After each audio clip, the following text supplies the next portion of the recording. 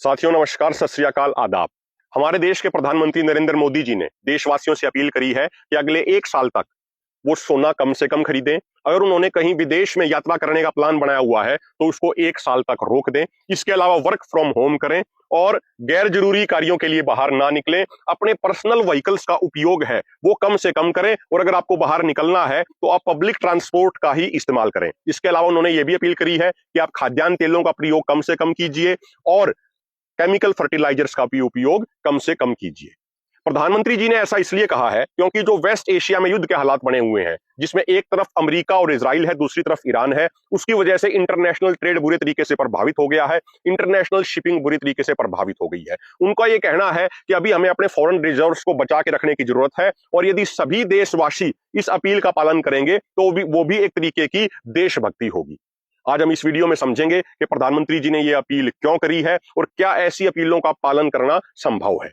देखिए, भारत जो देश है, हमारे देश की जो अर्थव्यवस्था है, उस अर्थव्यवस्था के अंदर गोल्ड और क्रूड ऑयल बहुत बड़ी मात्रा में बाहर से इंपोर्ट किया जाता है। हमारे यहाँ पे गोल्ड और क्रूड ऑयल का जो प्रोडक्शन है वो ना के बराबर है और जो ये बाहर से ऐसी कमोडिटीज का जो इंपोर्ट किया जाता है उसकी जो पेमेंट होती है वो पेमेंट ज्यादातर डॉलर में ही होती है। इसीलिए फॉरेन रिजर्व के अंदर बड़ी मात्रा में डॉलर को रखना बहुत जरूरी है। कुछ केसेस में जैसे हम रूस से अपना क्रूड ऑयल इंपोर्ट करते हैं, उसकी जो पेमेंट हम करते हैं वो यूनाइटेड अरब एमिरेट्स की करेंसी दिरहम में कर देते हैं क्योंकि अमेरिका और अन्य पश्चिमी देशों ने रूस के ऊपर आर्थिक प्रतिबंध लगाए हुए हैं।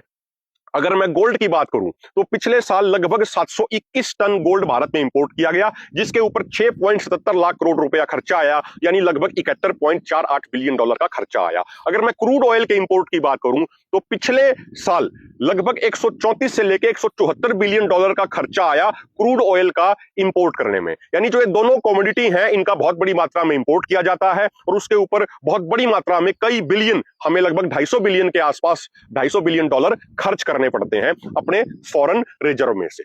इसलिए प्रधानमंत्री जी का यह कहना है कि भाई इनका इंपोर्ट तभी कम हो पाएगा जब हम इनकी कंजम्पशन कम करेंगे। जब इनकी कंजम्पशन कम होगी तो उसके बाद इंपोर्ट कम हो जाएगा, इंपोर्ट कम हो जाएगा तो हमारा फॉरेन रिजर्व बच जाएगा। अगर हम अपने देश के फॉरेन रिजर्व की बात करें तो अभी जो रिसेंटली रिपोर्ट आई है उसके अनुसार जो हमारे यहाँ पे फॉरेन रिजर्व है वो 691.11 बिलियन डॉलर है और अभी हमारे देश के पास, हमारे देश की संस्था आरबीआई के पास लगभग 880 मीट्रिक टन सोने का भंडार है।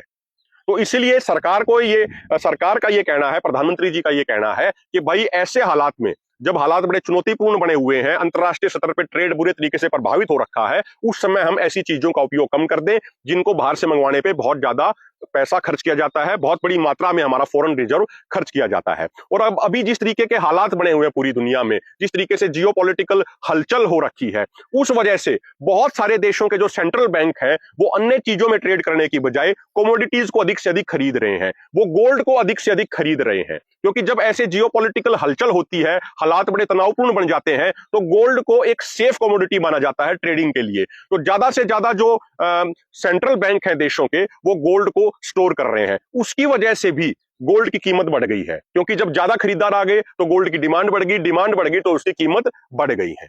अब हम इस बात को समझते हैं कि भाई जो प्रधानमंत्री जी ने ये अपील करी है, क्या इन अपीलों को पालन करना संभव है। उन्होंने कहा कि भाई हम खाद्यान्न तेलों का उपयोग कम कर दें, बहुत अच्छी बात है।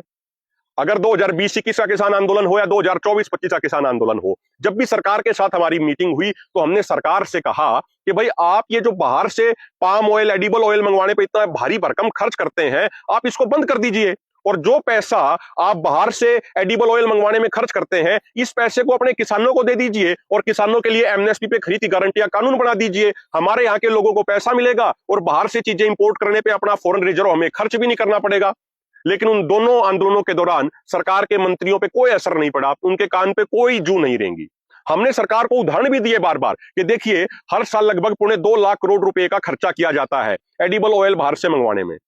वहीं दूसरी तरफ यदि हम अपने सरसों के किसानों को बढ़ावा दें, सूरजमुखी के किसानों को बढ़ावा दें, खाद्यान्न तेल की अन्य फसलों के किसानों को बढ़ावा दें, तो बहुत आसानी से हम यहाँ पे ही प्रोडक्शन अपना कर सकते हैं। उदाहरण के तौर पे 2020-21 में जब कोविड आया, उस समय बाहर से पाम ऑयल का इंपोर्ट कम हो गया या बंद हो गया, उस वजह से सरसों के दाम एमएसपी से ऊपर चले गए। सरसों के दाम एमएसपी से ऊपर चले गए तो अगले साल स्वयं किसानों ने सरसों का एरिया ऑफ कल्टीवेशन बढ़ा दिया। अगर मैं हरियाणा की बात करूं तो लगभग 1,19,000 हेक्टेयर सरसों का रकबा बढ़ गया। राजस्थान की बात करूं तो 2,32,000 हेक्टेयर सरसों का रकबा बढ़ गया। अगर पंजाब की बात करूं तो लगभग 30,000 हेक्टेयर सरसों का रकबा बढ़ गया। लेकिन 1-2 साल बाद पाम ऑयल का बहुत ज्यादा इंपोर्ट फिर शुरू कर दिया गया, उससे सरसों के दाम नीचे चले गए और देश खाद्यान्न तेल में आत्मनिर्भरता की तरफ बढ़ने की बजाय उससे पीछे होता चला गया। अगर अभी रिसेंटली भी बात करें, जैसे ये वेस्ट एशिया में युद्ध शुरू हुआ, उसकी वजह से फरवरी के मुकाबले मार्च में पाम ऑयल का इंपोर्ट लगभग 1,70,000 टन कम हो गया। तो फरवरी में मार्केट के अंदर जो सरसों एमएसपी से 400-500 रुपए नीचे बिक रही थी, वो इंपोर्ट कम होते ही एमएसपी से 200-300 रुपए ऊपर चली गई। तो हमने बार बार सरकार को यह कहा, सरकार के मंत्रियों को यह कहा, पत्र लिख के कहा, मीटिंगों में कहा, आंदोलन के दौरान कहा कि आप ये जो बाहर से एडिबल ऑयल जो मंगवाते हैं, आप इस पे निर्भरता खत्म कीजिए और अपने यहाँ पे किसानों को बढ़ावा दीजिए। अपने उसको बढ़ावा देने के लिए सबसे आसान तरीका और सबसे कारगर तरीका यह है कि यहाँ पे सरसों के, सूरजमुखी के, अन्य खाद्यान्न तेल की फसलों की खेती करने वाले किसानों को एमएसपी की गारंटी दे दी जाए। अब अगर सरकार ये अचानक से कहेगी कि भाई आप एडिबल ऑयल का इंपोर्ट कम कर दीजिए, उसका आप इस्तेमाल कम कर दीजिए, वो एकदम से नहीं होना।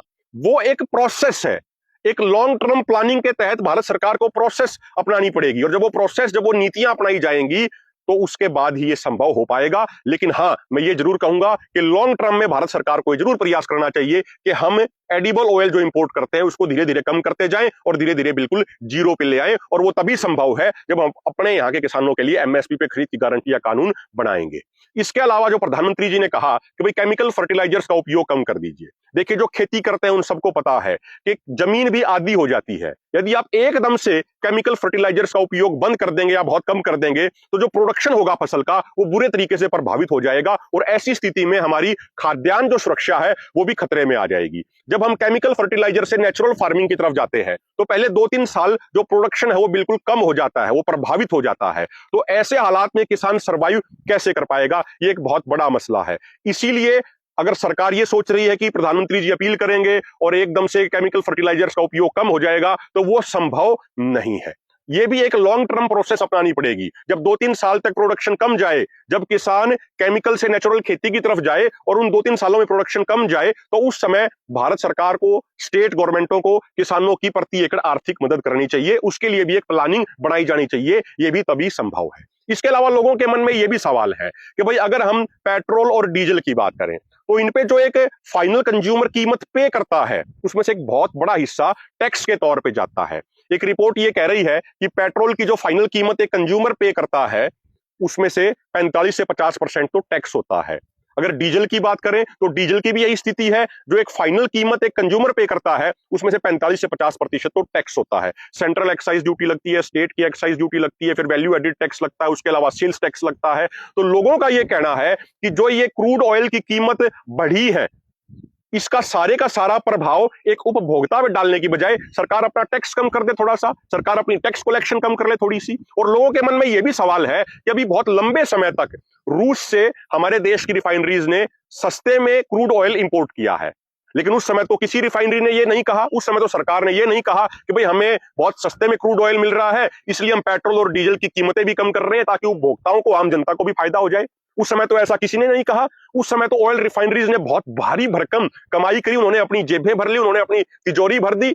और अब ये कि इंटरनेशनल लेवल पे एक ये कन्फ्लिक्ट का माहौल बना हुआ है जिसकी वजह से क्रूड ऑयल के दाम बढ़ गए, तो ऑयल रिफाइनरीज ये प्रयास कर रही हैं कि वो सारे का सारा भार आम जनता पे डाल दिया जाए। तो ये तो दोहरा मापदंड हो गया, ये तो दोहरे रवैया हो गया, ये आम लोगों के मन में सवाल है।